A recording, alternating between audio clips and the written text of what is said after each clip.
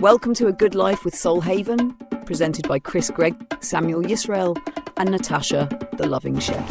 Hello, welcome to another episode of A Good Life at Soul Haven with myself, Chris Gregg, and Natasha the Loving Chef. And we have a special guest with us today. Do you want to introduce our special guest? Yep, so we've got Anthony with us today. Anthony is one of our wonderful directors who's been with us for a year. He's going to be sharing a little bit about himself and the role within Soul Haven. Amazing. So looking forward to that as we get ready for the big Christmas day. We're going to find out how to cope with the stress and pressure and excitement and everything that goes with it. It can be a tough time for people's mental health, even though sometimes you feel like you should be having fun, but not everything kind of falls into place. So we're going to be talking a little bit about that. And also, we're going to have Anthony's story and find out why he joined Soul Haven and got involved. And he's a director now. And then, my favourite bit of the week, a recipe. And we've got a delicious sounding nut roast coming up with rosemary, which is my favourite herb, and nut cheese and cashews. It's nice and vegan as well, so that's coming up in our recipe section, which would be great for the cheese board. Maybe it's not a nut roast, I've just kind of glanced at that. It's a nut crusted kind of vegan cheese thing, isn't it? But we will find out more when we get to it. But perhaps you don't roast it if it's kind of like a cheese. That would probably not be a very good idea, unless you want it would it work like baked camembert? Yeah, it would actually. There we go. Yeah. See, I've already improved on the recipe. Christmas instead, yeah. So this is good. Right, so before we get started, let's introduce Soul Haven for people that are listening for the first time. What's it all about? So Soul Haven, good question, thank you, Chris. So we're based in Malton, just outside Northampton. Soul Haven is an award-winning community centre committed to building sustainable people. We believe that sustainability isn't just around the planet and everything else, but actually it's about the people and being sustainable within ourselves and very deeply personal journey. Our sole mission is very, very simple: to share practical tools, resources and experiences that help people reconnect with themselves and the nature obviously within ourselves as well, to empower the people to become wholly sustainable, healthier and happier.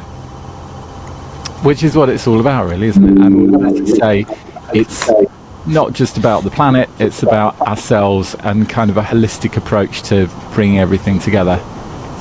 Yeah, definitely. Which sounds good. And how can people find out more if they want to get involved, if they want to come along to one of your sessions? You've got a website? Yes, we have I can't remember now. www.soulhaven.co.uk will get you there. Yeah, so it's soulhaven.co.uk or slhavens.co.uk. Yeah, that's the one you normally do, the SL Havens one. Yeah. So let's get stuck in with how we get ready for the festive season and trying to do it calmly and joyously, because it is supposed to be a time of joy. It's supposed to be a time of people coming together. I think Christmas the intentions are always good because it's about sharing, it's about giving, it's about people coming together, putting aside our differences. But with all of that comes a lot of pressure to sometimes be having a good time when you're not always in that mood, and it can be a very stressful time as well because you've got a lot of people to cater for. Sometimes you've got relatives coming around that can be quite difficult. People have always had a few glasses of sherry, so that brings out emotions. So it can be a very stressful time. And if you've seen any episode of EastEnders at Christmas, you'll be able to see the worst of humanity at Christmas. And we want to avoid those sort of scenes of the Christmas dinner table getting thrown across the dining room and the turkey ending up on Uncle Ted's head. So how can we get ready for the festive season calmly and joyously, do you think? Yeah, and that's very true. Chris, like you say, it's meant to be joyful, it's meant to be family orientated, it's meant to be peaceful, it's meant to be calmful, but actually underneath, a lot of people have this underlying current of actually stress, anxiety, expectations, and the whole drama of it all, trying to be the perfect day or the perfect Christmas that we see that's been advertised on Christmas adverts, on Christmas TV programs and things. Yeah, the Christmas adverts are the worst, because it's never like those Christmas TV adverts with the perfect table full of food and the reindeer going past the window in the sky, and like all the children are all happy and smiling and laughing. There's no screaming and I didn't get my toy. I won't. Yeah. My brother won't share. It's never like that. Yeah, if you've got kids that wake you up at 3 o'clock in the morning going, "It's Father Christmas been, it's Father Christmas been," and by 3 o'clock in the afternoon, the adults and the parents actually go, "Okay, I need to have a rest now." So yeah, Christmas can be quite a stressful time, and also it can be a lonely time as well. There's many people out there that don't have any family and don't have anybody to share the seasonal day with. So there are plenty of places out there, especially around Northampton at the moment, that are offering free Christmas dinners and communities and things, like the Umbrella Fair. I know they always do something around Christmas time, and there's a couple of other places that are offering Christmas meals as a community base as well. So if you are on your own, then please do either reach out to us at Soul Haven or have a look through on social media, because there are places out there. But I can relate Christmas and this joyful time back to our principle, permaculture principle, observe and interact, which is a principle for us to slow down, take a step back, and really notice what's happening around us, but also being aware of our own energies. Sometimes we get overexcited about a lot of things, or emotional. Christmas can be an emotional time if you've lost someone very dear and it's the first Christmas that comes up as well. So yeah, and being aware of the flow of the day and letting it flow. We always talk about going back to nature and going back to the flow of nature and not having to rush here, there and be fighting against the flow a lot of the time. So yeah, we need to respond mindfully rather than react automatically to the stress or the overwhelm that the festive period is presenting to us. So just like in permaculture, we're observing natural systems that help us to work together with rather than fight against. So we're observing our own mental health and how that works and what is good for us on the day. You may wake up in the morning and, dare I say, you don't want to get out of bed and you don't want to open your curtains. In some places that's actually fine. We just have to communicate that in a way that manages our own mindset along that way and navigate through the stress rather than fight against it. I think part of the problem is that at Christmas you don't have much choice about things like that, and that if you don't feel like getting out of bed and opening the curtains, you still have to, because the pressure is on. The family are going to be turning up in a couple of hours, and you feel like there is a pressure to be a certain way and to be having a good time. Otherwise people are saying, "Come on, cheer up, might never happen," and all that kind of thing. It's exactly the kind of thing that people would not say to you on any other day of the year.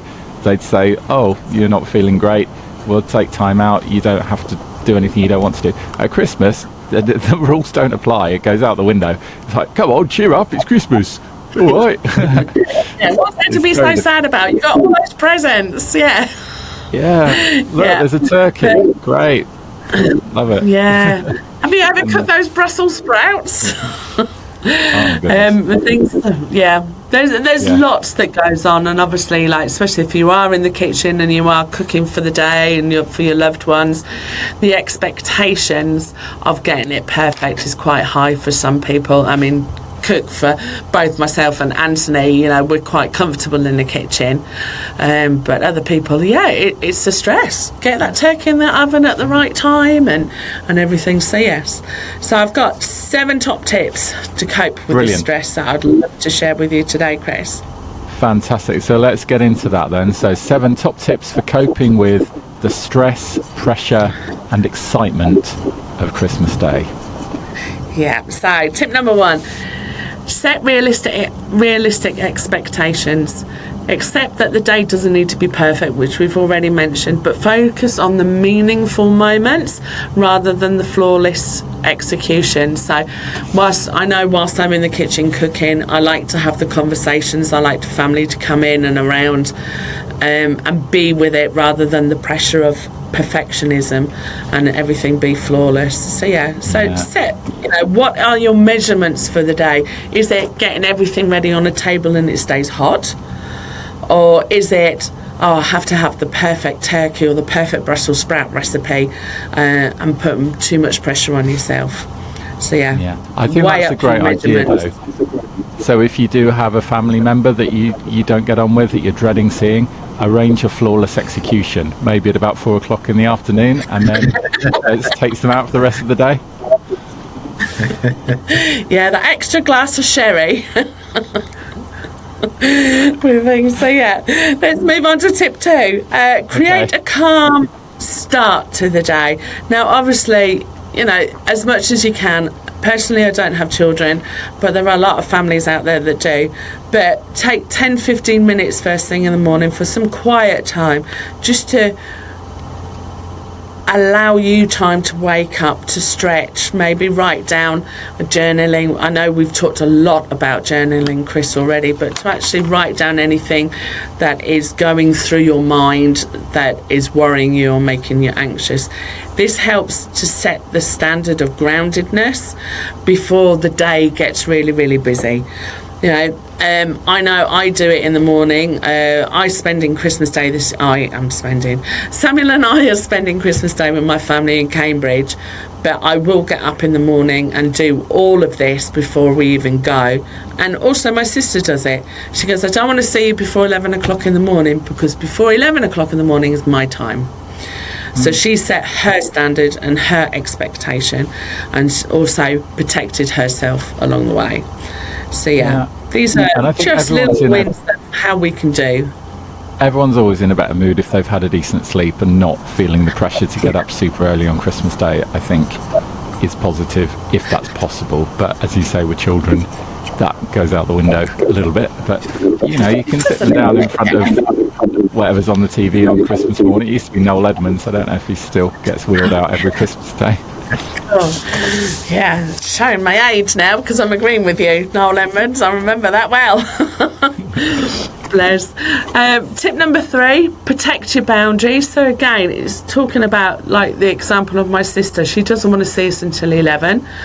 So protecting boundaries is easier than trying to deal with your trigger points. So plan a polite way to step away so you can redirect different conversations, or just even set the boundary of, right, I'm going to cook, we're going to eat, and then I'll leave you all to washing up because I'm going to take 10 minutes out. And actually setting the boundaries along there actually helps you keep yourself grounded and focused on what you need to do, because at the end of the day everybody can wash up. They may not be used to it, but they can wash up and things. So yes. And also people want to do stuff on Christmas Day. They want to contribute on Christmas Day. So if you've been busy in the kitchen for 2 or 3 hours, they feel like they want to help out by washing up or pouring. I keep going back to sherry. I've no idea why I keep going back to sherry. Or like getting the buffet table ready, or sitting and playing with grandchildren with their new toys and things. So you can actually take a little 2-3 minute, 10-minute breather space. Or I think one of my boundaries. I think sometimes when you're entertaining at Christmas, you feel like you're running a restaurant and that you need to be doing everything and providing this kind of first-class service. But it's fine to ask people to help you clear the table or assist with the washing up and little things like that, just so you can have a breather. And people will appreciate that, and they want to help. Yeah, absolutely they do. And you can delegate. Tip number 4 is delegation and share tasks. And again, goes back to the sharing of what you want and what you don't want, and how can other people help. Because to be honest, if you sit around somebody's house and you're just sitting there and they're running around doing everything else, I would feel uncomfortable to do that. So yeah, communication, delegate, and share the tasks, and let go of perfection. Yeah, and also if you're on the other side of the coin, then offer to help if you're the guest, because I have to admit I'm very guilty. If any other situation, I'd be helping, but with my parents, I'm just so used to just sitting back and they do all the work that I'm very bad, because it's just the only time I get to relax, and I'm just quite enjoy not doing the washing up, but it's not really fair on them, so do offer to help myself as well. What's number 5? Tip number 5, take sensory breaks. So of course, if you get oversensitive with loud noises, lots of excitement, or the chaos is overwhelming you, step outside, go for your 2-minute walk, or to sit in a quiet room. One of my quietest rooms, I don't know whether I can share this over the radio, but one of the quietest rooms is the toilet. I knew you were going to say that. You're never going to get interrupted if you take 5 minutes in the toilet. Do you know, after a big Christmas dinner, that is often how many people spend the first part of their Christmas Day afternoon. There's going to be a queue now for the toilet, isn't there? But if that's what it takes... if that's what it's going to take, though, so be it. That's what it's going to take at the end of the day. You know, there are often times where I go, actually, no, I just need 5 minutes away from everyone and everything. It's just I don't you know, and the some festive people... radio times, and just plan just the rest phone, of your just a viewing little for the evening. scroll. Yes, just a bit of a okay, I can venture back out into the world of chaos again now. So yeah. Do you know what really I think is a shame on Christmas Day, when you open your phone and you've got texts from everyone just saying Merry Christmas, and you just think, can you just enjoy your Christmas and stop texting everyone in your phone Merry Christmas? Put your phone away and enjoy the day. And I don't need 100 texts from people saying Merry Christmas on Christmas Day. I'm not going to be offended that you haven't sent me that. I think people need to get out of that habit of doing that. And the same on New Year's Eve. Just enjoy your evening. I don't need Happy New Year from you. Yeah, be very present, and be present with who you are, who you've got around you at that time as well. So yeah, it's a really good point. Really good point. Well, I think that's one of the nicest things about Christmas, is that you can switch off all your devices and kind of be disconnected for the day, because people don't expect you to be replying to emails or answering texts and stuff, and you can just have like old-fashioned, you know, being in the moment and being present with people in a way that you can't always. Yeah, absolutely. It is a time to stop. It is a time to be with loved ones. It is a time to be reflecting and just being, and eating far too much. Spending ages in the toilet. So what's number 5? That was tip number 5. Take sensory breaks. Tip number 6. Balance social time with personal time. Again, go out for a walk. If you're feeling overwhelmed, go out for your walk, but maintain your emotional balance throughout the day. Just sit and observe, and it goes back to the principle, the permaculture principle. Sit and observe people. Oh, look, the grandkids are having fun, the kids are all right, yeah, mum and dad, whoever's finished washing up and things, and actually having the conversation with people rather than going, it's all too much, I'm just going to run away and be. So yes, the balance is key. And then tip number 7 is practice self-compassion. Remind yourself of mixed emotions. Now, excitement feels the same as fear, but 9 times out of 10, most people focus on the fear because that's the more well-known emotion to have. So you know when you get like your little butterflies in your belly and your heart palpitation a little bit, that can be classed as 2 different things, the fear or the excitement. So to actually be in self-compassion, say, is it excitement that I'm feeling? Am I allowed to be excited? And And these are all quite normal things to experience, but whether we spin on it on the positive or on the negative, that's our choice to be. But be gentle with yourself. Nurture yourself too. We're all caregivers. We all love to give the love around and everything else. And a lot of people put themselves last on the list quite a lot. But what would happen if we actually put ourselves first on the list for a change and actually go, yeah, I want to do this. I don't want to do that. I will play Twister, but I won't play Jenga. I will listen to the King's Speech, but I don't want to do that. And that's okay to also say no, because we're being compassionate with ourselves as well. So there we go. There's my 7 top tips to try and help. Fascinating insights into how you and Samuel spend your Christmas day playing Twister and hiding in the toilet. So there we go. But no, you're right. I think stress and excitement are so similar, that sort of butterfly feeling, and you don't know which one it is. Is it stress? Is it excitement? Is it indigestion? It could be any of the three. So it's good to kind of identify how you're feeling. So on to Anthony's section now. We've got a whole section for you, Anthony, on the podcast. For the next hour, we're going to be talking all about Anthony. Slightly less than that. So let's start with kind of your backstory. So in the movie of Anthony, how does it all begin? How does the formation saga start? So you were working in business and kind of managing teams to begin with. Yeah, so I guess for most of my career I've kind of worked in retail businesses or food businesses, and for the last 25-ish years worked predominantly in procurement and supply chain roles. But I think the kind of the people part is, for most people in their career, they're kind of working through transitioning from where you're doing the doing and things and stuff to then leading others and managing others, and recognising that how you get the best out of others is a better reflection of how good you are and how successful you are, rather than just necessarily the things that you do.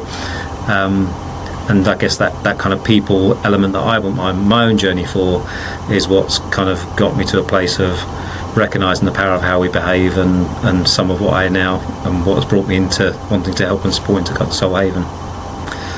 So was there a point in your life where you kind of felt like you wanted to change of pace, or you weren't really happy with what you were doing in your job, and you thought there must be another way that I can kind of go to work, but without all of this stress and kind of meaninglessness? Yeah, I think there's probably two specific things that stick out in my mind, Chris. I think that self-realisation that what I've been doing isn't now the way I work isn't the way that's going to help me to be successful in future. I'd been worked my way through from being on a shop floor in Woolworths back in the day when Woolworths existed, working in retail, and I progressed through hard work and what I personally did. And I had the benefit of working with a brilliant business coach who helped me realise that actually this what I'd programmed and become repetitive at doing, that had been successful to a point in my career, wasn't now what was going to make me successful going forward, because it was about getting the best out of others. And then I think more recently in the last 5 years I now work for myself as an independent consultant, and working for myself kind of freed me of the reliance of working for kind of other organisations that made me sort of have a chance to take control of my own destiny a little bit, and a bit more free will to align myself to things that perhaps I feel more passionate about and are more purpose driven necessarily than just the career I'd found myself in, as probably most people do, that then find it difficult to break out of. Yeah, I think everyone's life goes on a certain path, and destiny does have a lot to do with it. And personally, I was fired from Woolworths at the age of about 15, so my life then went in a very different path than yours. But what could have been, you know? So, how did you first get involved with Soul Haven? How did you find out about what they're doing there? So I had the privilege through what is now the Weetabix Food and Drink Awards of supporting that through some judging, and I've supported and been involved in it probably now for around the last 10 years. And first met Natasha through some of that judging, originally, I think, for the local food hero category. So Natasha was nominated for local food heroes. The first time to Soulhaven, I guess that was probably maybe 7 or 8 years ago. Yeah, 7 or 8 years ago. 2019 area. Yeah. So first met Natasha, first came to Soulhaven and found what is absolutely a haven within the end of a residential area of Malton. And just kind of got inspired. You can't not get inspired if you've ever been to this site, if you've ever met the passion and the energy that come from people like Natasha and Samuel and the team here. I then came back on other occasions judging different categories, the vegan food products and other things that Natasha had been involved in. And then in more recent years as Soulhaven, through that judging, it had been judged for things like the Healthy Wellbeing Workplace and the Sustainability Awards. So again, seeing Soulhaven in many kind of guises. Then equally from there, if you're successful in those awards, you can get access into mentorship through the Food and Drink Award programme. I was a mentor and have been a mentor through that programme to those winners for many years, and again had supported and met Natasha and Samuel on a few occasions through mentoring programmes. And then a year ago this week it was, Natasha and Samuel invited me to kind of come on board and support the organisation as a director, to kind of almost bring that mentorship a bit closer, and I just couldn't say no. Having met them, been inspired by them, felt in any way if I could contribute to the success and the impact that Soulhaven's had, I'd want to be involved in that, and that's what's led me to be here today. Oh, it's lovely. And I just think it's so much more genuine when it just starts gradually and you just get to know people and just realise that you've got a connection and get more and more involved, and then it just kind of all falls into place, and it just kind of, you found your right place, and getting that involved and being able to really make a difference and give your expertise at that sort of board level must be really helpful to the team there. Yeah, I think, as you say, the sort of destiny, whether it's meant to be or just paths crossed at the right time, and when you find people that you've got, find your tribe, if it's any sort of shared interest, and here certainly it's wanting to help others, acts of service, the things that we do and want to help other people, I think is probably a common trait that anybody that's involved in Soulhaven has, regardless of our backgrounds and where we come from, that there's a unity of humanity, I guess, in that. Yeah. So in your role as a director, what are the areas that you are kind of most involved with on the board level? So at the moment, I guess our kind of key focus has been really helping us become more financially sustainable going forward. So as an operation, Soulhaven has and still does rely heavily on funding through donations, sponsorship, and notably National Lottery funding. But how do we kind of make sure that we're here for the long term and able to grow our impact to others? So financial sustainability has been the big focus. What can we do? How do we engage with businesses? How do we scale up and have an even greater impact in the areas that we currently do? And that's effectively been the majority of our focus, and most of our discussions we have is, we've got a team here that do fantastic stuff. How can we sustain that for the future and increase the impact that we're having by doing even more? I think it's really important to have a commercial mindset, having somebody on the team that can bring that kind of business commercial side to a social enterprise like this, because a lot of it is basic business. It's about growth and it's about sustainability, and it's about how do you form partnerships with other local organisations and get to where you want to be within your sort of values. And I think it's really really valuable that you can bring that expertise onto their management team.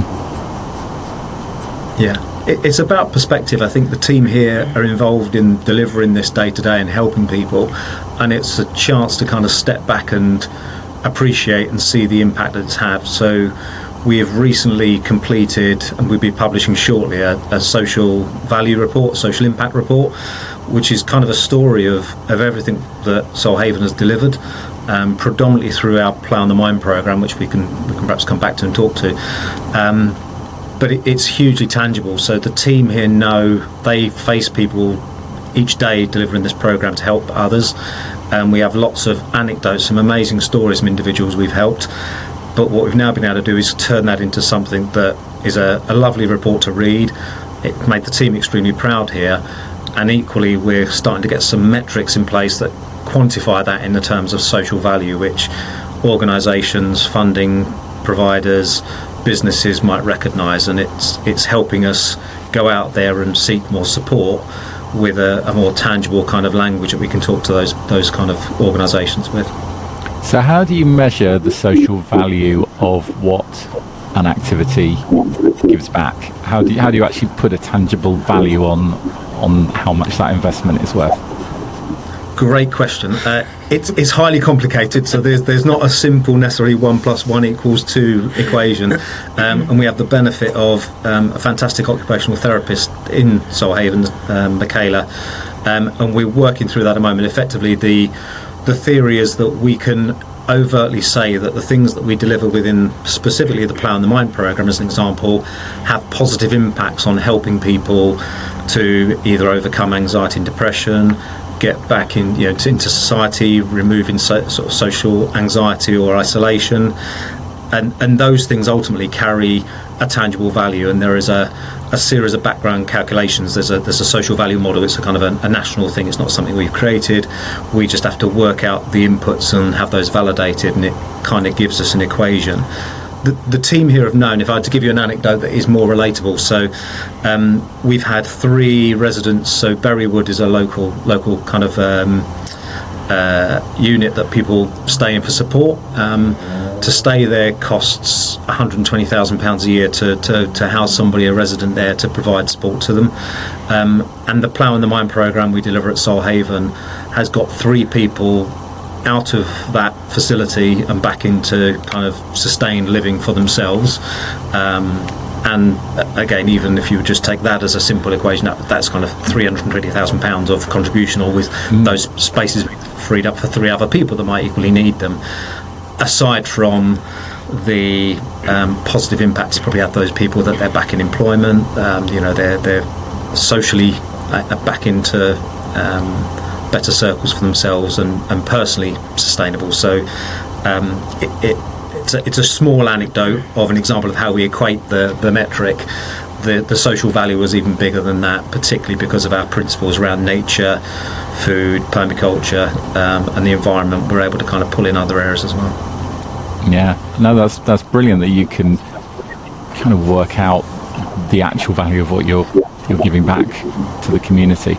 And I think also what's invaluable is being able to use that language that the people that are doing the funding decisions use themselves, so you can say to them, look, you can't argue with this, here's some hard evidence of the outcomes of what we want the funding for, and then hopefully makes it a lot easier to be successful with grant applications, which can be a bit hit and miss if you don't know what they want to read that you put down. You can be doing the most incredible project, but if you don't sell it in the right way that ticks the boxes with them, it's difficult to unlock that funding. So I think that's incredibly useful to be doing that work. So tell me a bit more about Plough in the Mind. I've heard that you're working on Plough in the Mind 2.0. It's kind of the new version. The next generation, yeah. So Plough in the Mind is I'd call it our flagship 12-week program. It's the main program we've delivered for the last 2-3 years now. 3 years now. Supported initially to launch via National Lottery funding, and we talk about well-being, but fundamentally it's kind of a pathway towards sort of self-awareness, resilience, and reconnection with self and the environment. And it's the most impactful thing we do. So whilst there's a lot that we do here, and you've probably spoken about it, and if people go on the website, there's everything from the kind of cooking classes to drumming sessions and other ways to interact. But Plough in the Mind is our most impactful program. It's a 12-week program. We are looking at other ways that we can deliver that program to achieve similar outcomes, but in a different way, whether that be for individuals in the evening, for businesses and corporates to kind of engage with us. That might be a bit more tricky in terms of time, but it's fundamentally kind of a a pathway to help people in need who kind of need support in many of those ways to become self-aware and build confidence, build resilience, and reflect on where they're at and how they can kind of move forward in their lives. It's so interesting, and it helps people in so many different ways, because it might be somebody needing to escape an abusive relationship, it might be somebody that's been incredibly depressed and self-harming or had suicidal thoughts, or it might be somebody that's not having such an extreme situation but just needs general help with their mental health. And you can see how it can help so many different people in so many different situations. And I think that's one of the things that I've learned doing this podcast, is the value of the things that get taught on that course, and how it can be applied to so many different people in different situations. Yeah, I mean, definitely. I think the majority of people, we'd probably say, that have attended the programme and maybe do at the moment, are more in that state of crisis, as you described some of those scenarios. And I don't know if this is useful an analogy or not when we talk about mental health, but mental health kind of has often negative connotations if you hear the phrase mental health. And the anecdote I've kind of been thinking is kind of thinking about physical health. We think about physical health in a way that some people don't have great physical health and would recognise the need and things they might want to do to improve that. Some people are already fit, have good physical health, but will still go to the gym and exercise to improve their physical health further. And for mental health, so the analogy for mental health still being, absolutely, we might have people who are at that lower end of the scale, who are in a crisis position, who need support to move forward. But actually, mental health and what we can offer is people that might actually also be in a good place, but just want to push on to be even stronger, to build their resilience, or just be dealing with an isolated thing that's kind of causing them a bump in the road, that they just need some help or some tools, or a haven and an environment to come into where they can kind of reflect and feel safe. So what are you looking for from kind of local organisations or individuals for them to get involved? What sort of help and what sort of actions are you looking for from local organisations? Yes. So certainly any partnerships or organisations, we've got the programme, we've got the ability to deliver the Plough in the Mind programme beyond Solhaven here in Northampton, in Malton. We've done that successfully already at other locations, which is great for us. So if there are organisations out there that look into Plough in the Mind and think they'd like us to run a programme for them, we can take that to other locations and we can deliver that for them. And for organisations, we can offer everything from, I say, sort of crisis wellbeing programs if they've got people that might need that, or tailored programs that will kind of help build resilience and move people forward from there. Certainly for organisations, back to our social value impact, there are opportunities. We'd obviously love to receive donations and sponsorship support. We're validating our number, but at the moment, from the initial assessment we've done, we believe that for every £1 invested in Solhaven, we've generated somewhere in the region of £8 of the social value. So back to the conversation we were having earlier. So for an organisation, donating their money or sponsoring us to help us run the Plough in the Mind programme to help more people isn't just giving that money to develop the programme. We can return to them a metric that they could value. Equally, which is so important when you're working out corporate social responsibility stuff, and you want to demonstrate how your business is impacting the community. This is a great way of investing some of that budget in an organisation that is going to get a really good return on the investment in terms of the CSR gain. Absolutely, and we can value that either in the contents of sponsorship that we can then run programs on, or even volunteering time. We've historically had lots of volunteering time with people on the site who will help in the gardens or help in those sorts of things. Right now for us, actually, with where we're at in our journey, we would really value volunteering time at a professional level from organisations. We've had the benefit, and I will call out House Percival Solicitors, who provided some pro bono services to us this year to get the Plough in the Mind trademark for us, and provided sort of advice around that. So thank you to Matthew and the team at House Percival for that. Similar sort of thing, we've got needs right now for conveyancing support from solicitors. We're talking today about revisiting and looking at our website, marketing support, whether that be through the university students or organisations who've got expertise who can donate some of their expertise and time, which has a huge value to us, and we can, again, return that social value. Yeah, that's fantastic. And of course, people can book on to Plough in the Mind or come to some of your retreats and different programs, can't they? Absolutely, yeah. Visit the website, look at any of the programs on offer. Certainly, even Plough in the Mind. Some of the Plough in the Mind programs you might see, if you looked at the website, are already booked up for the new year, which is great. But please put yourself on the wait list. Please express interest. The more we know there is a demand out there, it helps support us to expand what we offer and obtain funding for delivering more and more program. Amazing. Well, thank you very much for sharing that. That was really interesting to kind of get inside what goes on at a board level at Stolhaven and some of the conversations that you've been having and projects that you're working on to kind of take things to the next level. And I think it's really, really exciting, like some of the ideas that you've got. And I think it's going to definitely help everything grow and reach even more people, make even more impact in the community as we get into next year. So thank you for sharing that, Anthony. Thank you, Chris. And speaking of sharing great things, it's time to share a tasty recipe as we consider our Christmas cheese board. And I think what my cheese board is missing is an easy vegan cashew nut cheese with rosemary, cranberry and nut crust. What do you think? Yes! Absolutely, it is. It really is. Christmas is Christmas for us, for me, it's all about cheese biscuits. I used to drink port and cheese and things.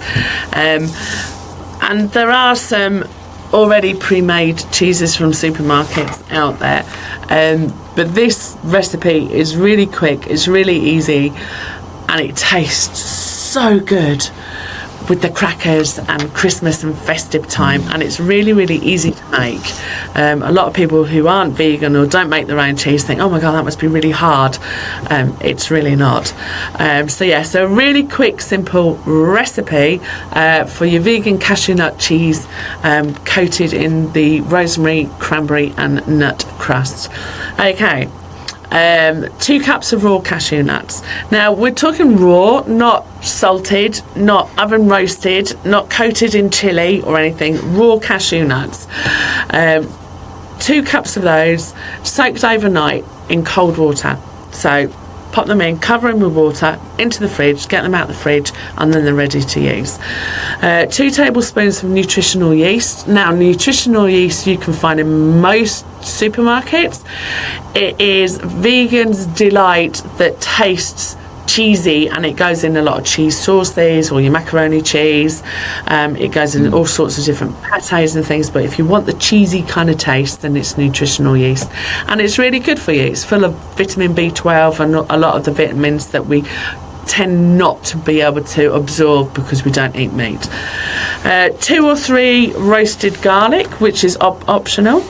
Or you can put raw garlic in there. Some sea salt, freshly black pepper, freshly ground black pepper, a pinch of cayenne pepper, or you could use something like smoked paprika if you're not into cayenne pepper. And then it's really easy. So you've got your nuts, come out the fridge after 12 hours of soaking, drain them, put them into a food processor, and blend it with your nutritional yeast and all your herbs and all your spices that you want until it's smooth. That's it. That's the end. Quick and easy as it gets. That's it. And then obviously it comes out the food processor. If you put it onto a sheet of baking paper or parchment paper, and I tend to roll it up into like a log shape because then it's easy to roll. What's the consistency when it comes out the food processor? Is it like, does it look like a cheese? Is it? Because I'd imagine it looks like crumbly cheese. Nut dust. Oh no. So as you mix and food process the nuts, they'll actually come down to almost like a peanut butter consistency, like a really thick peanut butter, which is easy enough to roll on your piece of baking paper or your parchment paper, and then as you roll it up into a log shape and put it back into the fridge, it will set quite hard. So almost like, oh God, what's that cheese called that's got the green thing in the middle? Busan? Busan. Yeah. So yes, it's that kind of... Like a goat's cheese kind of consistency, but a bit harder than a goat's cheese. Yes. Yeah. So the ideal thing is to prepare it, roll it, wrap it into your parchment paper, greaseproof paper, stick it in the fridge overnight. It sets like the Busan, and then just before serving it, to chop up some fresh rosemary, chop up some cranberries. Now, dried cranberries are better than fresh cranberries at this stage, and any kind of nuts, whether that's walnuts, Brazil nuts, excuse me, roasted hazelnuts, pistachios are also really good as well. And you just really want to roll the cheese into the crust, and it comes out, so you've got your white centre and then you've got your crust on the top, and then pop it onto your cheese board and away you go. And it is as simple as that. It is mouth-watering. It's making my mouth water now. Yeah, it's one of my most favourite cheese. Yeah, absolutely is. So we will put the recipe maybe up on the website with things, but it is quick, it is easy. Cashews, nuts are always the best because they produce the most creamiest textures. You could do it with macadamians. Macadamians are quite expensive though compared to your raw cashew nuts, and have a play with it. If you don't like the cranberries, how about apricots? You could do apricot and sage or black pepper with different things. So yeah, I've made it many times for our supper clubs, and it goes down really, really well. Yeah. And I've got a couple of different orders going on ready for Christmas. Somebody's ordered a few for Christmas presents actually, with things. So yeah, enjoy. And how long does it last in the fridge after you've made it? Well, good luck if it lasts any more than 2 days once you've made it, because it's just so moorish you'll never want to stop eating it, especially when Samuel's around. I would say up to 5 days in the refrigerator. So if you take it out on your cheese board and it sits out for 1 or 2 hours, then it goes back into the fridge. I'd say 3 days, but if it stays in the refrigerator, up to 5 days. But trust me. Yeah, it's worth bearing that in mind when you get it for someone for Christmas. I famously got my dad some delicious French cheese for Christmas, and by the time it got to Christmas morning, when he unwrapped it under the tree, it just turned to water. It was just, his gift was this tray of really nice looking rot. It just hadn't lasted. It's such a shame, but I bought it months before and kept it in the fridge, but it just didn't last.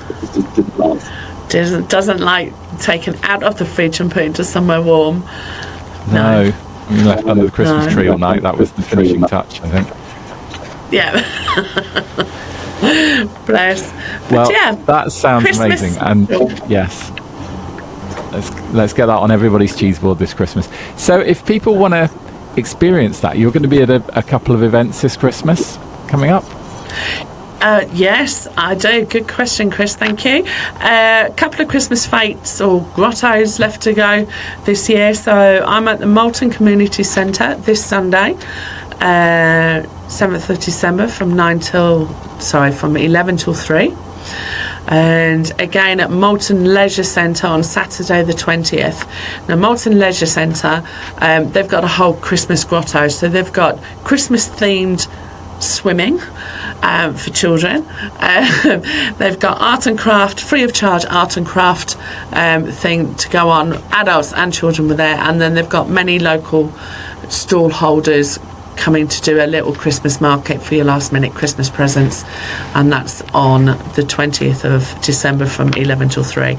I'm going to be preparing cheese, obviously, bread loaves, jars of homemade fruit and nuts and chocolate, and which is all going to be vegan. And we're also going to be selling our affirmation cards there as well. And speaking of which, it's Anthony's important duty this week to pick this week's card. Pick a card. And you can get these on your website as well, can't you, as Christmas presents? Yeah, you can get these on the website, yes. If you struggle on the website, then just give us a call and we can take payment over the phone and get them out into the post with you. But they really are a very beautiful pack of affirmation cards with lots of different words on them that I have upside down. Sorry.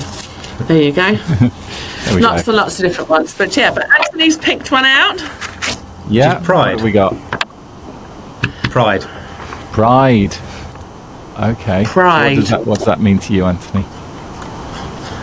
I think today's a perfect example. Been on site today all day with the team, and everything we reflect on, I think, is we get caught in the moment, and pride is a chance to sort of step back and give ourselves that appreciation and self-reflection to be proud of what we do. And I'm extremely proud of what the small part I've been able to play in a journey that already existed. And I think it's an important part, wherever the small wins are, that you reflect on for pride, to recognise there are opportunities to be proud of even the smallest things that are going on in your life, but to take that time, stop and reflect and give yourself that bit of self-love. Nice. I think, absolutely. I think it's a difficult one for people that are naturally quite humble and don't like to blow their own trumpet and brag about stuff. It's not necessarily about telling everybody about something. It's more about just feeling proud in yourself and having that just feeling that you're doing something worthwhile, and you can be proud of what you do on a day-to-day basis. And that's difficult if you haven't done anything specifically amazing that you look back on this week and think, well, I did that was amazing. But just getting through the day and doing what you do sometimes is something to be proud of. Yeah, absolutely.